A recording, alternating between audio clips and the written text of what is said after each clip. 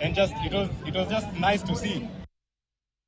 Still in athletics, the national under-20 trials concluded at Nyayo Stadium with a number of youngsters booking tickets to represent the country at the World Under-20 Championships in Oregon. Franklin Kipruto was at the Nyayo Stadium and filed the following reports.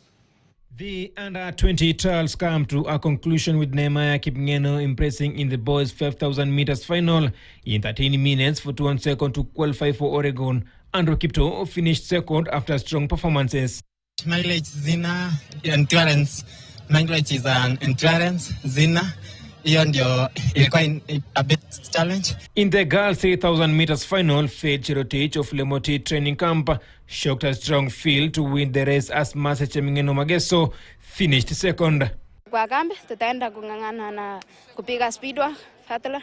Elsewhere, Wilson Chepkoech won the men's 1,500 meters final in 3 minutes 40 seconds, while Josephine Sembenyo Mancham claimed victory in the women's 1,500 meters final after clocking 4 minutes 9 seconds. Nilienda participate Africa under 20 and under 18 last year. Nika participate 800 meter, nikakuja position 5. Nation PH claimed victory in the men's 800 meters final, while Anastasia Chepto Langat won the women's 3,000 meters steeplechase. Finish 140. South Sudan Thiep Deng Malek won both the men's 100 meters and 200 meters final to book his place to Oregon. I was been from Ghana for Africa Senior.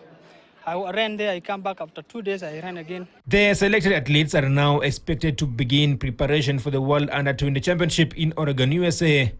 Franklin Kipruto, KTN, Nairobi. And from athletics, let's get into some rugby.